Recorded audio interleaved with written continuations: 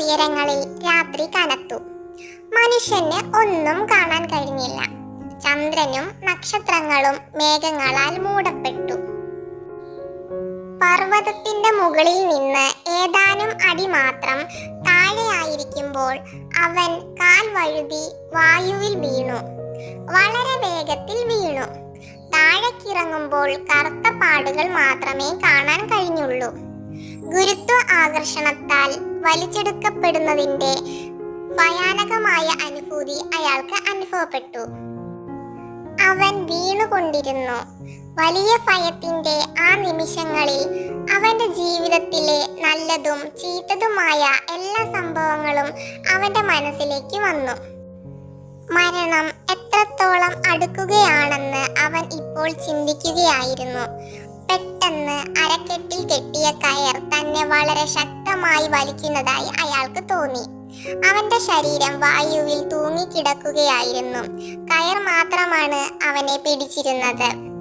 നിശബ്ദതയുടെ ആ നിമിഷത്തിൽ ദൈവമേ, എന്നെ സഹായിക്കണമേ എന്ന് നിലവിളിക്കുകയല്ലാതെ അദ്ദേഹത്തിന് മറ്റു മാർഗമില്ലായിരുന്നു.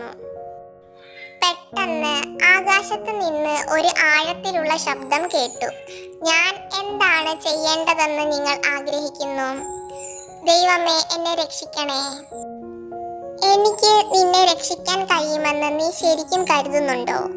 തീർച്ചയായും നിങ്ങൾക്ക് കഴിയുമെന്ന് ഞാൻ വിശ്വസിക്കുന്നു. എന്നിട്ട് നിന്റെ അരക്കെട്ടിൽ കെട്ടിയ കയർ മുറുക്കുക. ഒരു നിമിഷം നിശബ്ദത പരന്നു. ആ നിമിഷം കടന്നുപോയി. ആ മനുഷ്യൻ തന്റെ എല്ലാ ശക്തിയും ഉപയോഗിച്ച് കയറിൽ പിടിക്കാൻ തീരുമാനിച്ചു.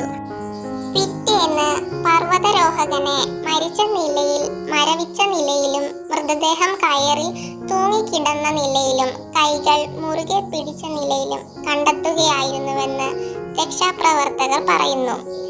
അവൻ നിലത്തുനിന്ന് ഒരടി മാത്രം അകലെ ആയിരുന്നു. നമ്മുടെ കയറുകളോട് നാം എത്രമാത്രം ബന്ധപ്പെട്ടിരിക്കുന്നു? അവരെ വെറുതെ വിടാമോ? ദൈവത്തെ ഒരിക്കലും സംശയിക്കരുത്. കയർ മുറിക്കാൻ നമുക്ക് മതിയായ വിശ്വാസം ഉണ്ടായിരിക്കണം. അതാണ് ദൈവം നമ്മളോട് ചെയ്യാൻ പറയുന്നതെങ്കിൽ അത് ഏറ്റവും വിഡ്ഢിത്തമാണെന്ന് തോന്നുമ്പോഴും